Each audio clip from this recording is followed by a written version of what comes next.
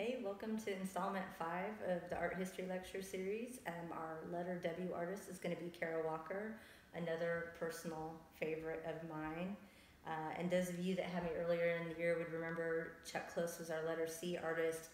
He actually did a portrait after his spinal artery collapse of Kara Walker, and that was probably from the same photography session.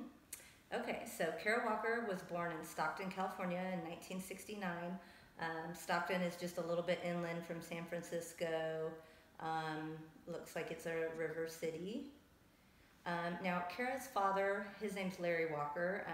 He is also an artist and an art history professor. Not art history, just an art professor. She says that she used to sit on his lap in the garage when he was painting growing up, and by the age of 2 or 3, she had already decided that she wanted to be an artist like him. And I think that when you get further in presentation, you'll see some of her influence definitely came from her dad. He used silhouettes and a lot of kind of urban subject matter. Larry Walker took a job as an art professor at Georgia State University when Kara was about 12 or 13 years old, and they moved to Stone Mountain, Georgia. She actually graduated from Stone Mountain High School, so we can kind of claim her as a local. And actually, since then, her parents have actually moved to Stonecrest, Georgia. So Stonecrest just became a town not very long ago. So it's super close to us at Rockdale High School. Anyway, see, there's some images of Georgia State University, and this is Stone Mountain. Okay, so Kara Walker said this move was a big move for her. You know, growing up in California, it was very multicultural, it was integrated, and she said that, you know, she didn't really experience, you know, racism at all until she moved to Georgia. In fact, she didn't even realize that she was black until she moved to Georgia. In some of her writings, she talks about how, you know, in every black person's life, there's a moment in time where they discover that they're black, where the racism somehow impacts their life, and they realize this. And, you know, she said this was when she moved to Stone Mountain. So anyway, so this piece right here is actually at the High Museum right now. It's actually titled Go to Hell or Atlanta. This is not the exhibit at the High. This was a previous display space beforehand, but it's certainly a moment in time that she explores in her art as well. So when she got to Stone Mountain High School, some of you may know this, but the Ku Klux Klan actually began in Stone Mountain, Georgia. And when she moved there in the 80s, they were still having rallies. So you can see this image right here, looks like it's from the 70s or 80s. And these were rallies that were held, you know, on the mountain itself or close to it. And so when she got here, she said kids told her that she looked like a monkey, that she got called the N-word, that she got accused of being a Yankee. And obviously this would be incredibly painful for someone who had not experienced anything like that and had no idea that it was coming. Some of you probably can't see this, but the t-shirt says it's a Southern thing some people don't understand. It's kind of a reference to that saying, you know, it's a Southern thing y'all wouldn't understand.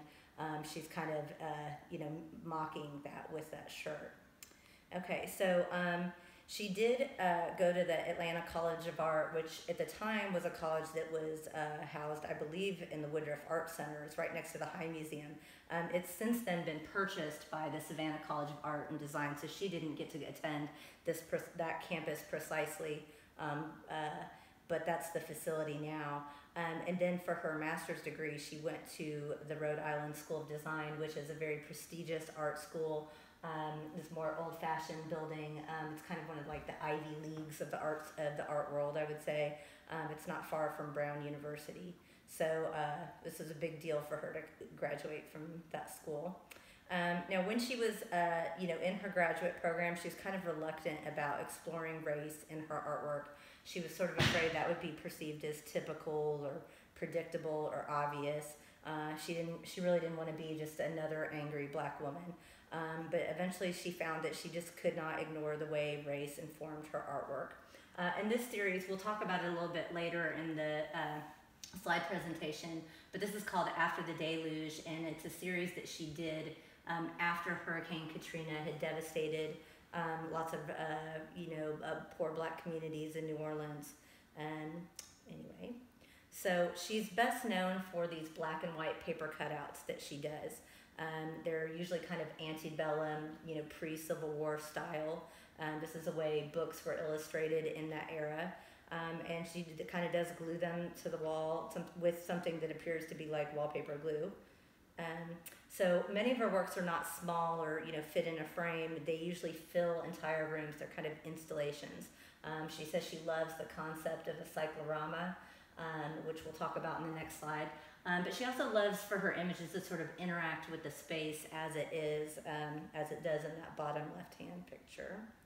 So cycloramas. Cycloramas they could be cylindrical buildings. Sometimes they're just a cylindrical space inside of a building. But they're murals that kind of form an entire circle. And they were a big fad in the 1880s. It would have kind of been like us going to an IMAX movie today. The idea was that it was supposed to be a very immersive experience where, the images were just surrounding you completely. And it was a form of entertainment. And really the biggest one in the United States is in Atlanta. So she would have been familiar with this concept. So the one in Atlanta is currently in the Atlanta History Center. It used to be in a building by our zoo. But actually it's just recently been moved to the History Center thanks to some donations from some couple in Atlanta, and also that allowed the zoo to expand the elephant facility in particular. Anyway, so this is what the Battle of Atlanta would look like if you flattened it out. And her version, that Go to Hell or Atlanta frieze that she did, is sort of a reference or sort of her version of the same thing. Now, one thing that's kind of interesting about this, the cyclorama that was made in Atlanta, it was actually supposed to be a tourist attraction for Northerners. It showed a battle scene of the Union winning and things like that. But at one point in the history, after it was created, they hired an artist to come in and repaint a portion of the painting, and they made it look as though the Confederate Army had won, which was a very strange thing to do because that's not what happened historically. Anyway, and I think it's been renovated again since then. So, controversial piece that definitely influenced her work. Now some of her works, first they were filling entire rooms, which was, kind of interesting to see them in installation space. Now she's been working in even greater formats that are more three-dimensional. So this piece that sort of looks like something between a carousel and maybe even a maypole with kids kind of playing around it is in Washington, D.C. at the National Portrait Gallery. It's a beautiful one. I hope to go see it someday. And then this is another one that she made that's called Catastrophic Caravan, and she did spell it not like the word caravan, but like her name, Caravan. And it has her silhouettes, but also it does appear like there's like a pipe organ inside of it, and maybe some kind of lighting effects. One of the cool things is just for the October break, I went to Charleston with my youngest daughter and my son, and we went to an art museum, and we had kind of separated in the museum, and my daughter came running up to me and was like, Mom, there's a walker in the museum. And this little maquette, it was only about this big, was in the museum. So she makes paper maquettes, or sometimes they appear like they could be made out of metal, in advance in preparation for the larger sculpture. And so I got to see that, and that was pretty, and I was kind of just proud of my daughter for recognizing the walker piece. Okay, so anyway, she's also created pop-up books. She's done shadow puppets. There's an image of her working with one right there. She's also kind of recorded small video animations of some of the shadow puppets behind screens, projected onto walls. And her work definitely addresses, the history of African American slavery, racism, sexism, and she does it with very exaggerated stereotypes, with very shocking subject matter, violence, sexuality, very unsettling imagery. So, here you can see she's got a slave that is also sort of looks like it's like a wind-up toy, which is super disturbing. Down there, she's got a young girl who is, and a chicken with its head ripped off, and it looks like the girl's eating it. There's a person actually hanging from what like normally would be like a knapsack or something like that. So again, very kind of shocking imagery. She's not afraid to kind of go to deep, dark places with her work. Her works don't necessarily tell accurate portrayals of history or necessarily even logical stories. They're really meant to more make you consider the potential horrors of so much, historically undocumented slavery, sexism, racism, abuse, victimization, and things like that. So it's really meant to be more thought-provoking. A lot of times we have to imagine what may have happened in history, only knowing a few details, and these are sort of her imaginations. So her artwork is, meant to kind of bridge this folklore, the illustrations of the 1800s, the antebellum South, and sort of raise, issues or awareness of the persistent inequality and brutality and victimization.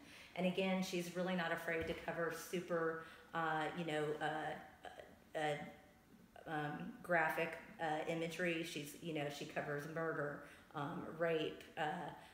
Sometimes she depicts people defecating, women menstruating, lactating. There's really not, an area she appears to be afraid of. And her work is intentionally, shocking and provocative. It's meant to be thought-provoking. It's emotionally wrenching. And it is not unusual for viewers to become, visibly offended or even sickened by some of her pieces. It's a very natural reaction. And we'll kind of come back to that again. But another thing she loves is she loves to have very clever titles. So this piece down here is called The Emancipation Approximation, which is, of course, a play on Lincoln's Emancipation Proclamation, which announced the abolishment of slavery.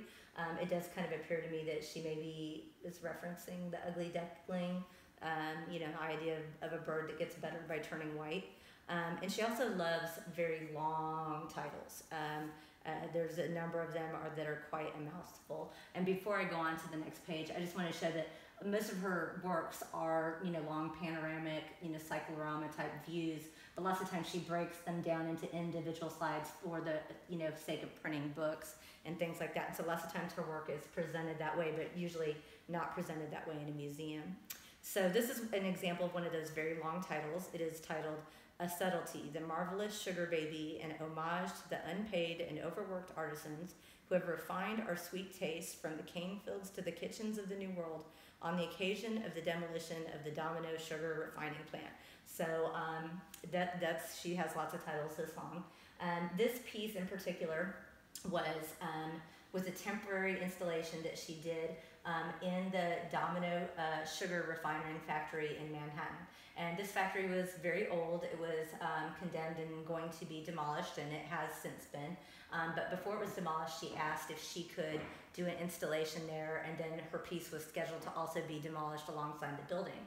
And anyway, it's interesting because what she did was she worked with other kind of culinary artists, and they brought in huge blocks of sugar to carve this sculpture, which is kind of a combination of like a sphinx-like character, which would have been an Egyptian sculpture, but also kind of like a mammy figure, which we'll talk about a little bit. But again, that's kind of a female slave archetype from antebellum, American history.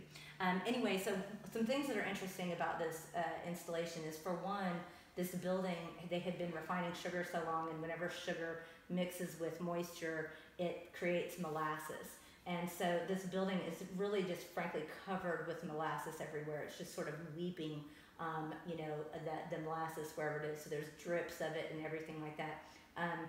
This piece is just plain sugar, but she also made smaller figures to go alongside it that are made out of molasses. And, the importance of sugar, the sale of sugar was very important in the, transatlantic slave trade.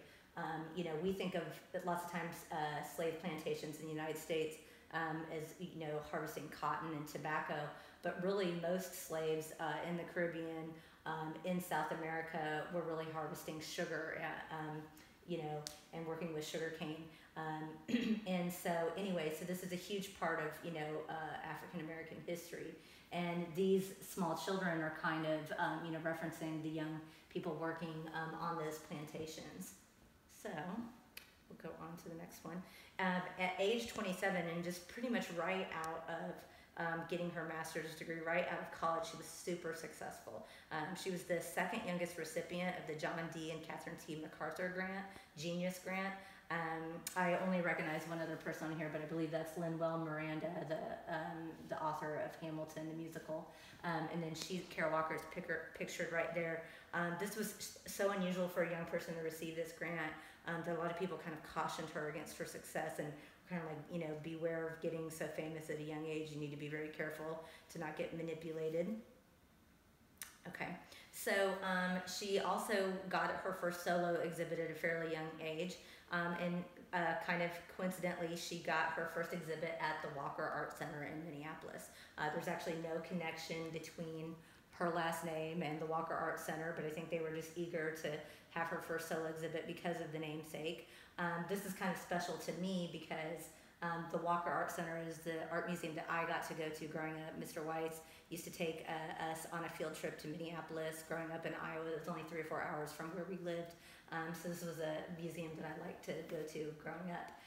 Anyway, she made one large cycloramic picture for that exhibit. She also had another kind of half cycloramic image.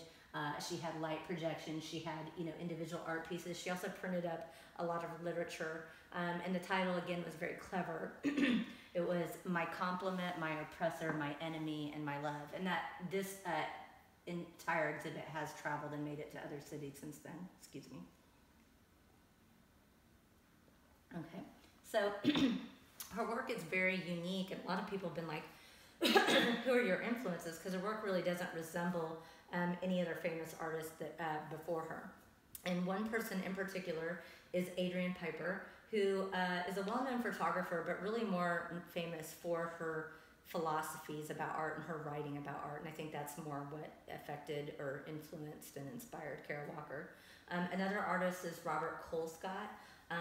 Robert Colescott is another artist that did, kind of explore issues of race and sex in his work. And I think that's how that influenced her work. And then also Andy Warhol, and you can see my soup can. I haven't gotten very far since our last PowerPoint, but I'm still working on it. But I think she would have liked Andy Warhol for his kind of bold, simple, images, and they were also controversial. And then also she says she was inspired by Vincent van Gogh, but not so much by his bright, colorful, popular works that most people appreciate of Vincent van Gogh's, but rather by his painting of peasants and of the poor, and of people kind of working in fields like that, the people of color that he did and things like that. So, and I do see some figurative similarities between his figures and hers.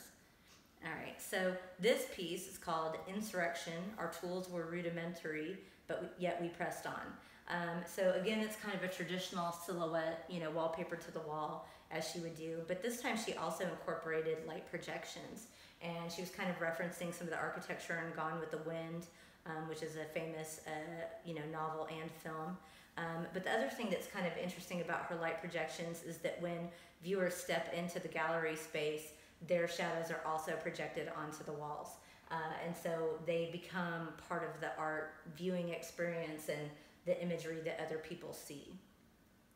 Okay, and I did reference this earlier on. After Hurricane Katrina, she did this series right here called After the Deluge. And she likened all the fatalities in New Orleans, kind of like the bodies, the casualties that occurred in the Middle Passage. And then she also has done a number of books. This is a cover for After the Deluge, but she's published a number of books that kind of really display individual exhibits that she's created. So this, the Sugar Baby was probably the largest thing that she did, but that was temporary. This is the largest permanent piece that she's ever done. It's called Fawns Americanus, and it's a fountain that she created for the Tate Modern Museum in London. it's referencing, there's a great big fountain outside Buckingham Palace that's dedicated to Queen Elizabeth.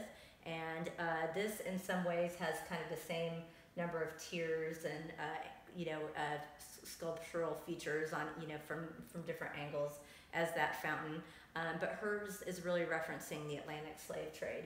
And at at a distance, it's very elegant and beautiful, kind of like any traditional monument that you would see. But up close, it's much more kind of shocking and grotesque and kind of twisted in ways and things like that, which is very typical of her work. Now, sometimes, her kind of doing this controversial subject matter gets her into trouble, and this piece in particular got her into trouble. Now, this kind of surprises me because although this work has some adult references in it, it's really nowhere as, shocking as many of her other pieces. But for whatever reason, this piece got installed in the Detroit Institute of Art, and some African American artists and collectors actually protested her work. They felt like it was offensive. They thought that it was portraying negative stereotypes of African Americans, and they were very unhappy about it. It was actually removed from the display space, but it would eventually be, I think it went up again, but possibly in a different location. So that's one example of her getting in trouble. This is another example. So she has another piece titled, "The Moral Arc of History Ideally Bends Towards Justice, but just as soon not curves back around towards barbarism, sadism, and unrestrained chaos." So that's this piece on the left. It's more of like a pencil drawing or maybe charcoal drawing. It was installed in the Newark Public Library in New Jersey.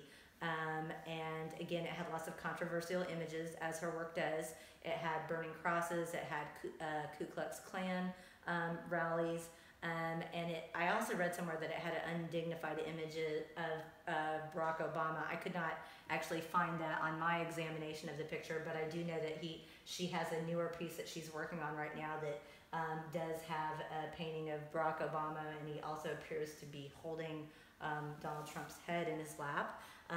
So of course that's a controversial image. She does talk a little bit about Obama being kind of a hero figure in her work, but people didn't really see her portraying him that way. They felt like it was an undignified image. And so this piece got temporarily covered in the library, and then after much debate, they decided to uncover it. But again, this was a pretty bold move because it wasn't a work made for art space, but made for a library. So her controversial choices have probably cost her the opportunity to paint either of Obama's portraits for the National Art Gallery, because Kara Walker is certainly the most successful, African American female artist in the United States right now, and I'm sure she was among the artists that were considered by the Obamas when they were looking to have people do their portraits. And it could be because she does silhouettes, but I do suspect also the fact that her work is very controversial and sometimes vulgar, that it was a much safer bet for them to choose other artists, and probably very much opened the door for Amy Sherald's success. Now, this woman right here is Betty Sarge. She's a well-established African-American wooden assemblage, found object and shadow box artist, and she's been very successful. She has been one of the most vocal and critical people of Kara Walker's work. She, on a PBS documentary, she criticized Kara Walker for her negative depiction of African Americans. In fact, she accused her of sort of pandering to the white art establishment. And she is making some valid points. When Kara Walker videoed her Sugar Baby exhibit, because it was temporary, they videoed all the people that came to see it the night of the reception, and it was almost entirely a white audience, and this in itself was kind of a surprise to people. So it does appear that she has, did a lot of her fans and collectors are white. Now, the thing that's kind of ironic about Betty Sarge's criticism, however, is that the things that she was criticizing Kara Walker for, she kind of appears to be doing as herself. She incorporates a lot of these mammy stereotypes or archetypes A mammy would have been a slave figure that worked inside the house and that would have nursed and raised white children.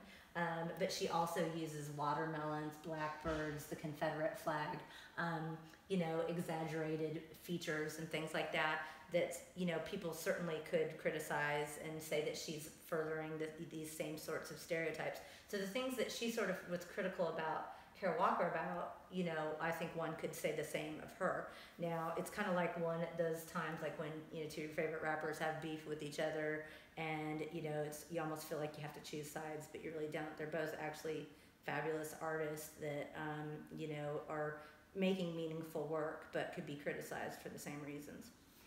Now, despite the abundant criticism, Walker, defends her work, arguing that, before this, that most artists put kind of a soft focus or filter on their illustrations of racism. And she says that, she doesn't really want passive viewers. She'd much rather people walk away giggling nervously or, kind of sucked into the history or, emotionally impacted, significantly or even called to action by her work. And I think her work certainly does that. It's, very powerful. And then these are some examples of how she's incorporated some frames and some color alongside, some of her silhouettes. This is another piece where she's combined her silhouettes with drawing in at least some neutral colors. She's also had the opportunity to illustrate 2 of the covers for the New Yorker magazine. And just our last fun fact is that she's been married for 3 years to Ari Markopoulos, who was a former printmaking assistant to Andy Warhol. And he's also a well-known photographer that was known kind of primarily originally for photographing famous skaters, snowboarders, and kind of early hip-hop artists from the 80s. So this image on the left is Kara Walker and Ari Markopoulos together. This is a young Ari Markopoulos with Andy Warhol. This is a picture that Ari took of Jean-Michel Basquiat, a well-known artist from the 80s. Also, Ari photographed several of the Beastie Boy album covers. These are some skaters in New York. He also photographed Jay-Z's Magna Carta album, and this is Public Enemy and KRS-One, but he also worked with LL Cool J and the Fat Boys and a couple other people I probably don't have posted here. All right, that's it. Thank you.